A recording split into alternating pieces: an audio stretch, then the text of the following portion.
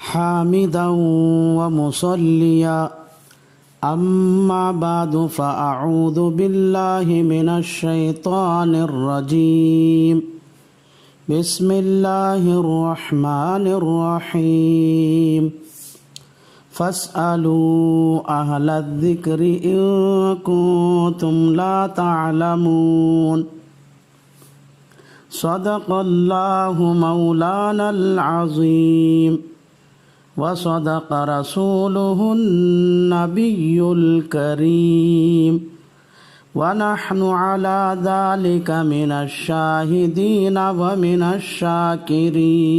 یہ مسائل کے مذاکرے کی مجلس ہے۔ اس مجلس میں روزے داروں کو پیش آنے والے مسائل کا مذاکرہ کیا جاتا ہے۔ حسب معمول آج بھی کچھ مسائل کا مذاکرہ کرنا ہے جن کا عنوان کن حالتوں میں روزہ رکھنا درست نہیں ہے۔ آج کے مسائل سمجھنے سے پہلے 3 باتیں سمجھنا ضروری ہیں۔ پہلی بات یہ ہے کہ عربی کا ایک لفظ حیض ہے۔ حیض کے معنی ماہواری کا خون۔ عورت کو ہر مہینے جو خون آتا ہے اس کو ماہواری کا خون یا حیض کہتے ہیں۔ ماہواری کا خون عورت کو کم از کم 3 دن اور 3 رات آتا ہے اور زیادہ سے زیادہ 10 دن اور 10 راتیں آتا ہے۔ اس کے علاوہ کسی عورت کو 4 دن 4 راتیں ماہواری کا خون آ کر بند ہو سکتا ہے۔ کسی عورت کو 5 دن 5 راتیں ماہواری کا خون آ کر بند ہو سکتا ہے۔ کسی عورت کو 6 دن 6 راتیں ماہواری کا خون آ کر بند ہو سکتا ہے۔ کسی عورت کو 7 دن اور 7 راتیں ماہواری کا خون آ کر بند ہو سکتا ہے۔ کسی عورت کو 8 دن اور 8 راتیں ماہواری کا خون آ کر بند ہو سکتا ہے۔ کسی عورت کو 9 دن اور 9 راتیں ماہواری کا خون آ کر بند ہو سکتا ہے۔ اسی طرح کسی عورت کو پورے 10 دن اور 10 راتیں ماہواری کا خون آ کر بند ہو سکتا ہے۔ اور اگر کسی عورت کو پورے 10 دن اور 10 راتیں ماہواری کا خون آ کر بند ہو گیا تو جیسے ہی ماہواری کا خون بند ہوا وہ عورت پاک ہو جاتی ہے۔ لیکن اگر کوئی عورت اس کو پورے 10 دن اور 10 راتیں ماہواری کا خون نہ آئے بلکہ 9 دن 9 راتیں یا 8 دن 8 راتیں یا 7 دن یا 7 راتیں یا 6 دن یا 6 راتیں یا 5 دن یا 5 راتیں یا 4 دن یا 4 راتیں یا 3 دن یا 3 راتیں ماہواری کا خون آ کر بند ہو گیا ہے تو ایسی عورت ماہواری کا خون بند ہوتے ہی پاک نہیں ہوگی بلکہ اس عورت کے پاک ہونے کے لیے غسل کرنا ضروری ہے۔ جب وہ ماہواری کا خون بند ہونے کے بعد غسل کر لیتی ہے تو اب وہ عورت پاک شمار ہوتی ہے۔ ماہواری کا خون بند ہونے کے بعد غسل کرنے سے پہلے تک وہ عورت ناپاک ہی رہتی ہے۔ دوسری بات یہ ہے کہ عربی کا ایک لفظ نفاس ہے۔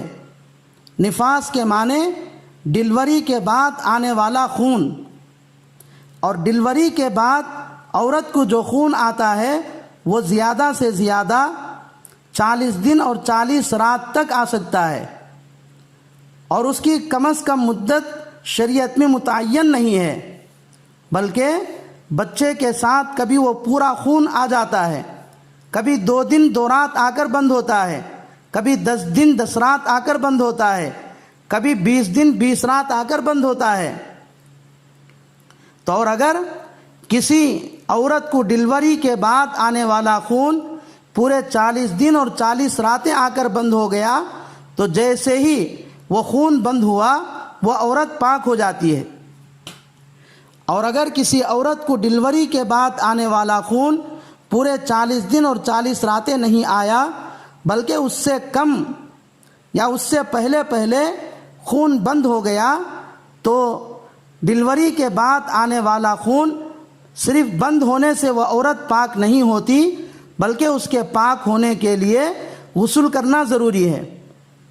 ڈیلیوری کے بعد آنے والا خون بند ہونے کے بعد اس کے غسل کرنے سے پہلے تک وہ عورت ناپاک ہی شمار ہوتی ہے۔ تیسری بات یہ ہے کہ عربی کا ایک لفظ استحاضہ ہے۔ استحاضہ کے معنی بیماری کا خون، یعنی کسی عورت کو خون آیا 1 دن 1 رات یا 2 دن 2 رات، اس کے بعد بند ہو گیا، تو یہ خون ماہواری کا خون نہیں ہے، بلکہ یہ استحاضہ یعنی بیماری کا خون ہے۔ اسی طرح کسی عورت کو خون آیا اور وہ 10 دن اور 10 رات تک آتا رہا، اس کے بعد بھی بند نہیں ہوا، بلکہ 11 دن 11 رات یا 12 دن یا 12 رات یا اس سے بھی زیادہ خون آئے، تو جب سے خون شروع ہوا ہے 10 دن 10 رات تک یہ ماہواری کا خون ہے، اس کے بعد جو خون آ رہا ہے وہ استحاضہ یعنی بیماری کا خون ہے۔ تو ماہواری کے خون کی حالت میں اور اسی طرح ڈلیوری کے بعد جب تک خون آتا ہے اس حالت میں عورت ناپاک ہوتی ہے۔ ان دونوں حالتوں میں عورت کے لیے نماز پڑھنا، روزہ رکھنا جائز نہیں ہے۔ لیکن استحاضہ یعنی بیماری کی وجہ سے جو خون آتا ہے اس خون کی حالت میں عورت ناپاک نہیں ہوتی بلکہ پاک رہتی ہے۔ استحاضہ یعنی بیماری کا خون جس عورت کو آتا ہے اس کو نماز پڑھنا، روزہ رکھنا ضروری ہے۔ اتنی بات اگر آپ کو سمجھ میں آ گئی تو آج کے مسائل کا سمجھنا بہت آسان ہے۔ پہلا مسئلہ یہ ہے حیض یعنی ماہواری کے دنوں میں، اسی طرح ڈلیوری کے بعد خون آنے تک عورت کے لیے روزہ رکھنا جائز نہیں ہے، اس لیے یہ عورتیں روزہ نہ رکھے، بلکہ ماہواری کے دنوں میں، اسی طرح ڈلیوری کے بعد خون آنے تک کے دنوں میں جتنے روزے چھوٹ گئے ہیں بعد میں ان کی قضا رکھے۔ چنانچہ تحتاوی علی المراقی صفحہ نمبر 340 پر 8 پر لکھا ہے والخلو اما ینافیہ ای ینافی صحت فعلہ من حیض و نفاس لمنافاتہما۔ دوسرا مسئلہ یہ ہے کہ اگر ماہواری والی عورت رمضان میں سحری کا وقت ختم ہونے کے بعد پاک ہو گئی تو اس دن روزہ نہیں رکھے گی، بلکہ بعد میں اس دن کی قضا کرے گی۔ البتہ شام تک وہ عورت روزے داروں کی طرح کھائے پیے بغیر ہی رہے گی۔ چنانچہ نور الابصار جلد نمبر 2 صفحہ نمبر 340 پر 2 پر لکھا ہے والاخیرانی یمسکانی بقیت یومہا وحائض ونفساء طہورتا۔ اور اگر ماہواری والی عورت رمضان میں سحری کا وقت ختم ہونے سے پہلے ہی پاک ہو گئی تو اس کی 2 شکلیں ہیں۔ پہلی شکل یہ ہے کہ اگر ماہواری والی عورت پورے 10 دن اور 10 رات ماہواری کی حالت میں گزاری ہے، اس کے بعد پاک ہوئی ہے، تو دیکھا جائے گا کہ سحری کا وقت ختم ہونے سے پہلے اس کو غسل کرنے کا وقت ملا ہے یا نہیں ملا ہے، اور اگر سحری کا وقت ختم ہونے سے پہلے اس کو غسل کرنے کا وقت ملا ہے تب بھی، اور اگر غسل کرنے کا وقت نہیں ملا ہے تب بھی اس دن کا روزہ رکھنا اس کے لیے ضروری ہے۔ چنانچہ عالمگیر جلد نمبر 1 صفحہ نمبر 208 پر لکھا ہے وَلَوْ طَهُرَتْ لَيْلًا صَامَتِ الْغَدْ إِنْ كَانَتْ أَيَّامُ حَيْضِهَا عَشْرَةً۔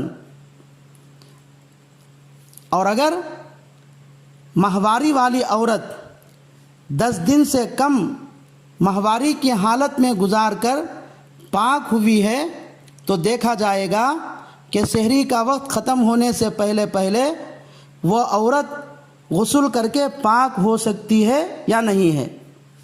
اگر سحری کا وقت ختم ہونے سے پہلے غسل کر کے پاک ہو سکتی ہے تو اس کو روزہ رکھنا ضروری ہے۔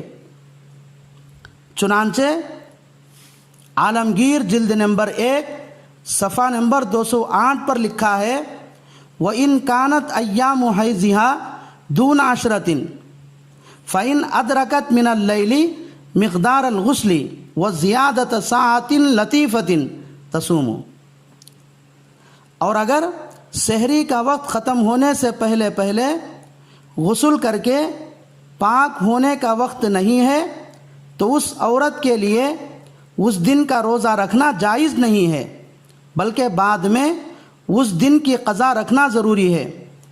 چنانچہ عالمگیر جلد نمبر 1 صفحہ نمبر 208 پر لکھا ہے وَإِن طَلَعَ الْفَجْرُ مَعَ فَرَاغِهَا مِنَ الْغُسْلِ لَا تَصُومُ لِأَنَّ مُدَّةَ الْاغْتِسَالِ مِنْ جُمْلَةِ الْحَيْضِ فِي مَنْ كَانَتْ أَيَّامُهَا دُونَ الْعَشْرَةِ۔